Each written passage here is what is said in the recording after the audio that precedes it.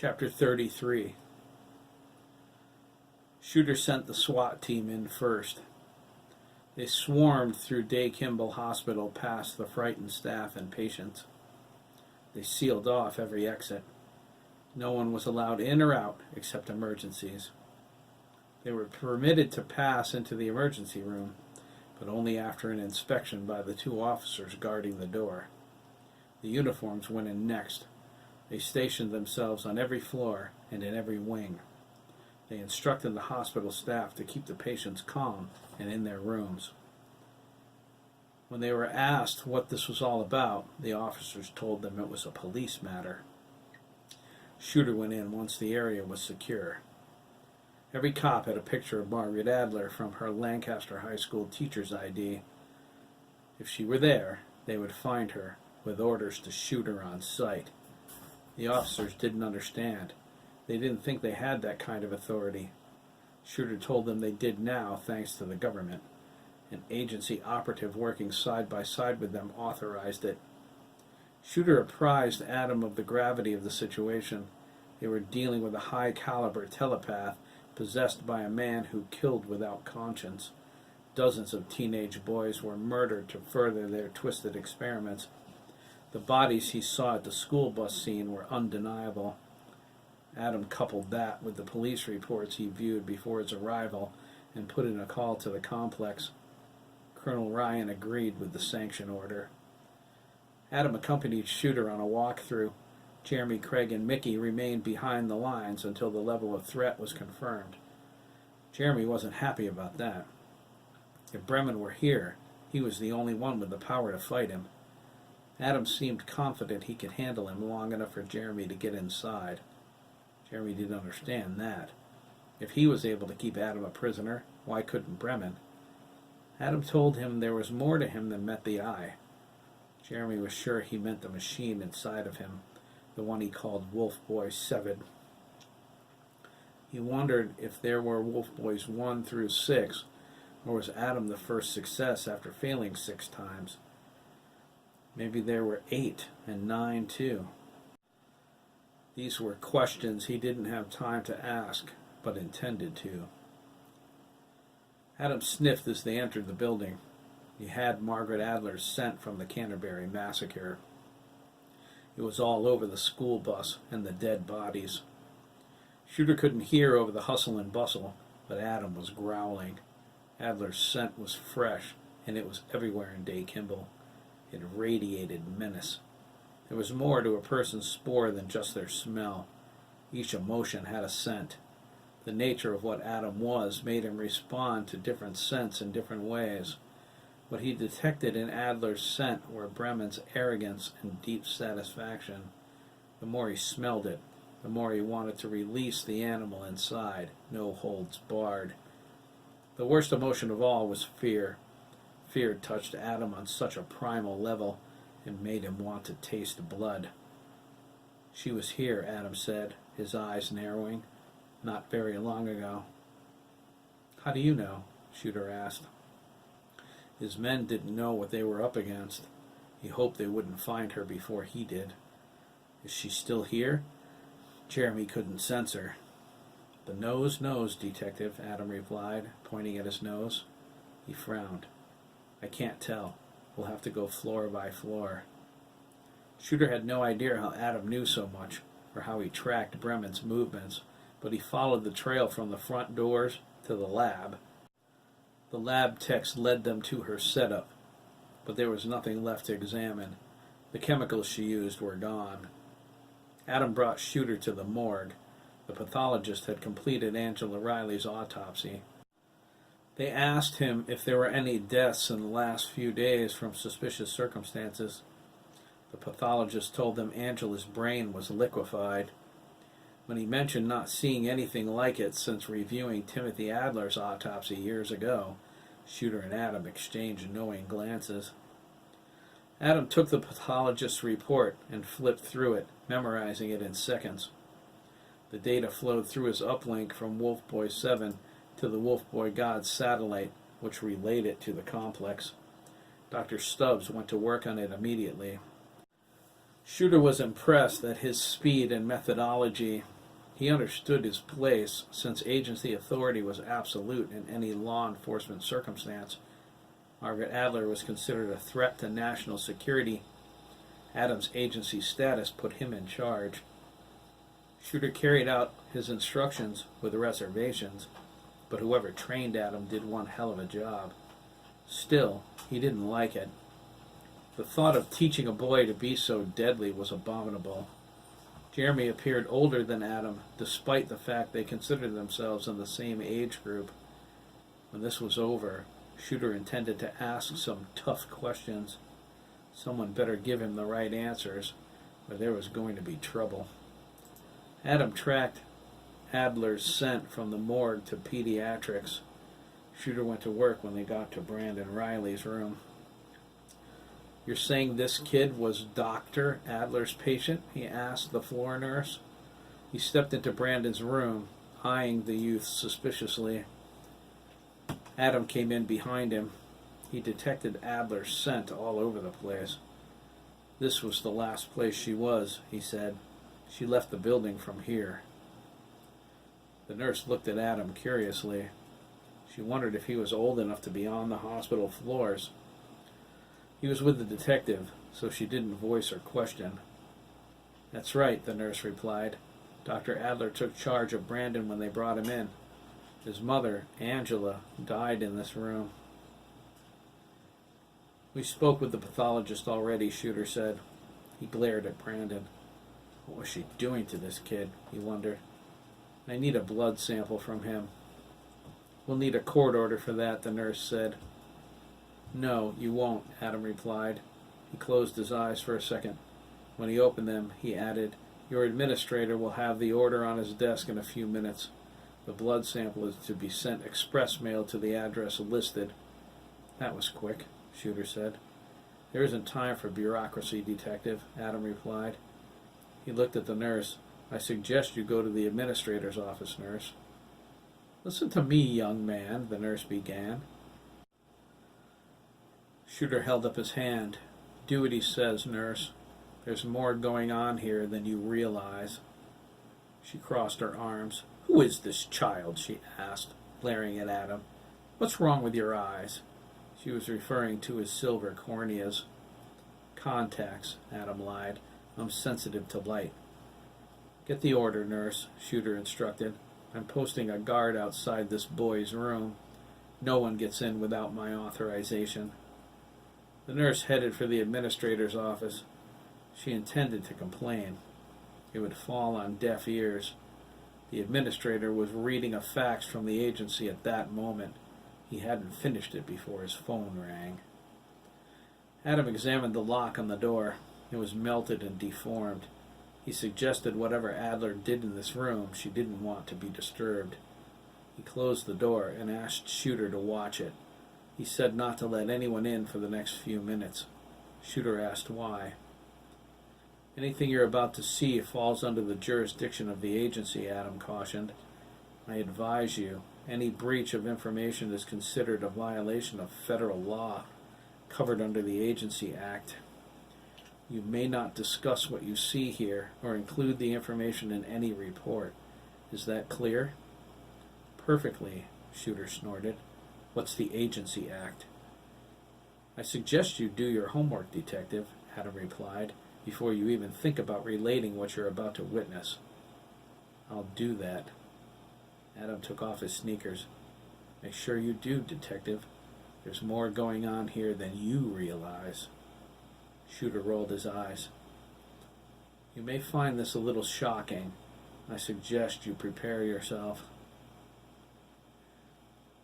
"Sure thing, sir." Adam squatted and put his hands on the floor. "Don't say I didn't warn you." It started with a low growl from Adam's throat. Shooter was amused at first. When Adam's transformation began, all of the color ran out of the detective's cheeks. "Jesus!" Shooter gasped. He glared at Adam wide-eyed as he watched the impossible become reality. Adam's physical dimensions changed.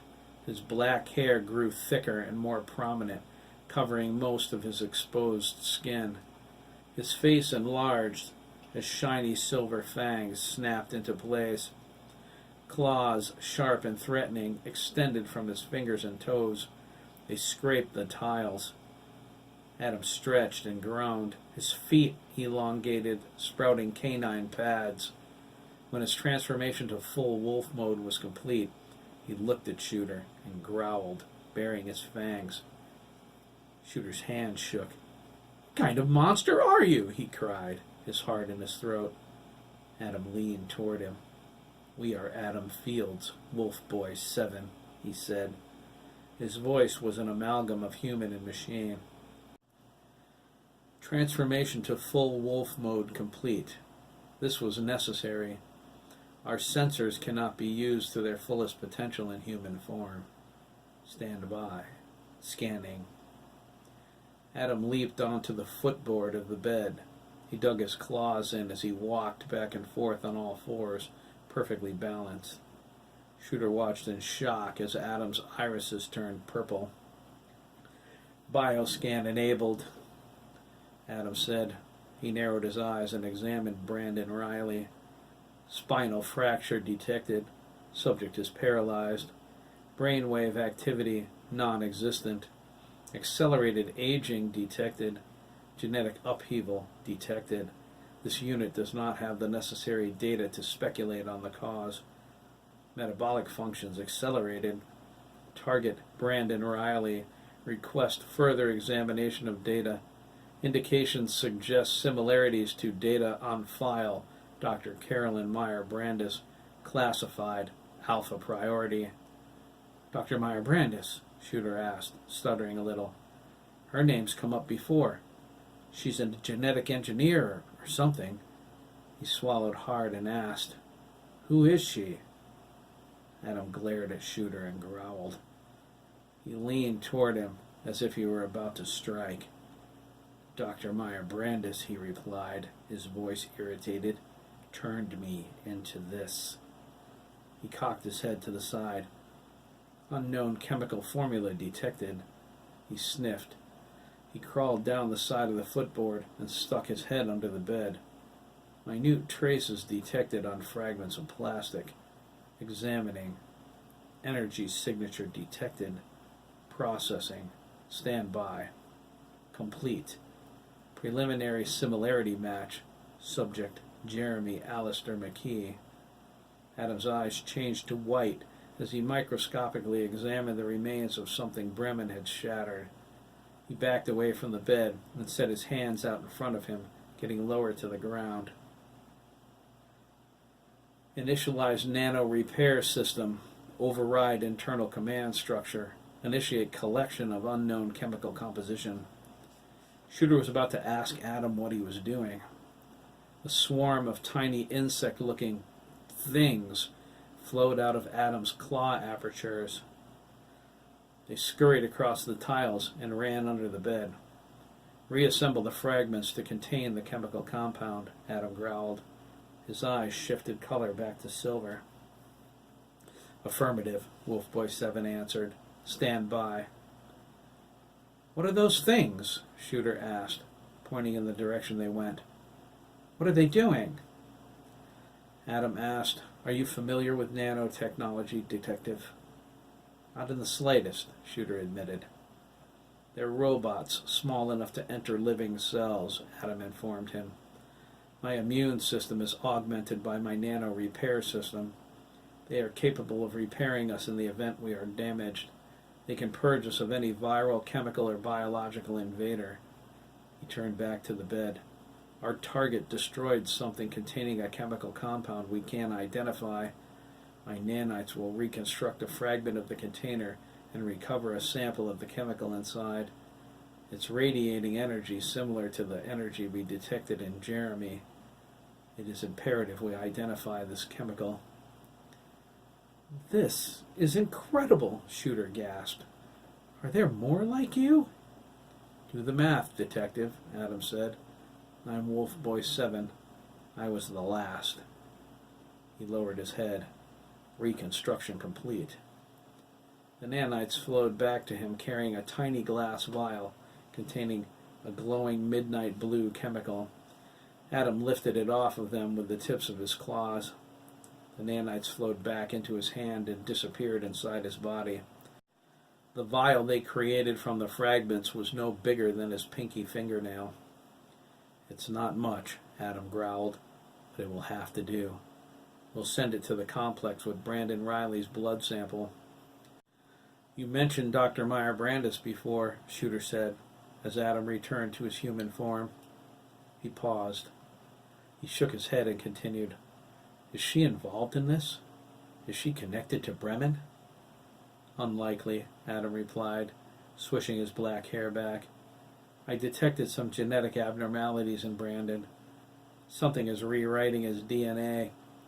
The process is similar to one created by Dr. Meyer Brandis concerning the project before my Pack brothers and me. It seems likely your Dr. Bremen somehow integrated her earlier research into this." "Classified government research?" Shooter asked. "That's correct," Adam replied. "I need to examine the computer you were talking about earlier." "I have some of our best people working on that right now," Shooter said. "They're not getting anywhere." "I have an affinity for computer systems, Detective," Adam said, "although my Pack brother Corny is better." "I'll bring you to it," Shooter said. He put his hand on his chin. "Are you human, or are you a machine?" "I'm human," Adam sighed. "Wolf Boy 7 is the machine." "Is it, heavy to carry around, I mean?" Shooter asked. "My musculature was genetically engineered to be many times denser than yours, Detective. I'm a lot stronger than I look." "I'll bet," Shooter replied. He asked, "How much do you weigh?" Adam rolled his eyes. He held his hands out to his sides. "Lift me up and see for yourself." Shooter looked at him oddly. Adam nodded his sincerity. Shooter grabbed him under the arms, amazed at the density of the muscle he felt. When he tried to lift Adam, a sharp pain shot down his spine. Shooter let go and stepped back. "You weigh a ton." 195 last weigh-in, Adam corrected. "A kid your size shouldn't weigh more than 90 pounds, Shooter exclaimed. "Hey, wait. How can a machine grow? Wolf Boy 7, I mean." "The nanites expand Wolf Boy 7 as my body grows," Adam replied. "My maturation processes are slowed to a crawl. Puberty messes with my implants. They need time to adjust to all of the biological changes as my organics mature. If they aren't allowed that time, I'll go insane." "That's a lot to deal with, Adam," Shooter said. "Why did they do this to you?" Adam's eyes grew cold. "There was a man who thought he was above the law," he said. "He authorized Dr. Meyer Brandis to create my Pack brothers and me under the guise of international espionage. His true intention was to use us as remote control assassins to overthrow our government. He failed." He lowered his head. "What's done is done, Detective. My Pack brothers and I can never go back to just being human. The implants are part of who we are. Remove the cybernetics and we die." He looked up, his eyes wet with unshed tears. "You understand? This wasn't the life we chose. They thrust it upon us. What were we to do? Destroy ourselves?" He set his jaw. "We fight international terrorism mostly. It gives our lives meaning. It makes the pain we've endured mean something. Not to indulge in self-pity, but do you know how many agonizing surgeries we've had? Do you know it's an ongoing process of upgrades and maintenance? Can you conceive what it would be like to be so completely used, so completely violated, Detective?" "I can," Jeremy said, walking through the door. He shut it behind him. "I'm sorry, Adam. I may not be able to read you, but I can read Detective Shooter. When you changed, his anxiety level jumped through the roof. I tapped into his thoughts. I thought it was Bremen." He swallowed nervously. I saw everything. I knew about the machine, but I didn't know what it could do. He reached out and put his hands on Adam's shoulders. I understand what it's like to be used, man. I didn't ask for this power. Bremen gave it to me. He was going to kill me and take my body. He failed too. Now I'm stuck with it. Adam put his hands on Jeremy's shoulders too. His eyes narrowed. We'll find him, Jeremy, he said. He's not getting away with this. They embraced, a silent understanding passing between them. They were two people torn from normal lives by the immoral machinations of megalomaniacs.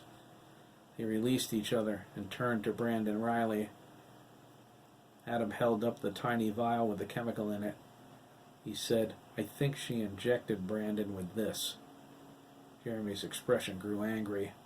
That's the compound she used to create my power. I have the composition in my head. I don't understand it, though. Can you write it down? Adam asked.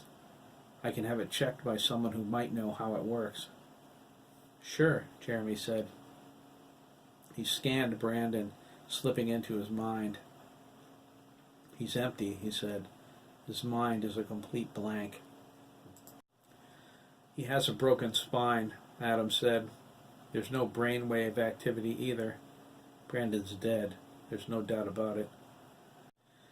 I'm going to give the all clear, Shooter said. We'll collect the evidence and blow this popsicle stand. I need to get that guard for Brandon, although if Bremen is gone, I don't think he'll be coming back. Craig and Mickey entered as Shooter left the room.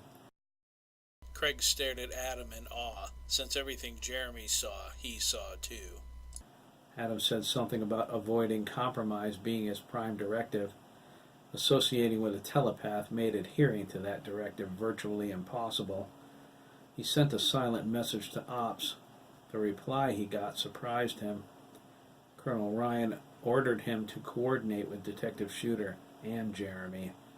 Finding Margaret Adler was his top priority. Intriguing, Adam said. What is it? Craig asked. He blushed at Adam's confused gaze. Sorry. I just think, well, you're the coolest thing I've ever seen. He gasped. I didn't mean thing like that. I mean... It's okay, Craig, Adam said, managing a smile. My pack brother Edison thinks it's the coolest thing, too. What's so intriguing? Jeremy repeated. Adam cocked his head a little. It seems the agency is taking Gunter Bremen's threat seriously. I've been ordered to work with you. My prime directive is suspended to my judgment. They're going to take charge of Brandon Riley's body, too. He'll be flown to my home base. Oh? Jeremy asked. So we can tell my mom? Apparently so, Adam replied. Everyone was thoroughly vetted before my mission began. Looks like I'll be with you until this is over. Jeremy threw his arm across Adam's shoulder. Just what I need, he said sarcastically. Another brother. Mickey wasn't paying attention to what was being said. He was too busy examining the silver anchor cord protruding from Brandon's chest. Everyone thought he was dead. Mickey knew better. Brandon was still hanging on. He observed how it went up through the ceiling and disappeared. He acknowledged the strength of will it took Brandon to keep the cord whole and prevent from crossing over, especially since he'd already left his body. Hang in there, Brandon, Mickey thought. If it were your time to go, you would be gone already. The boys stepped out of the room looking for Detective Shooter. Hiram slipped through the ceiling the moment they were gone, gasping. He fell into Brandon's body seconds before he would have expired.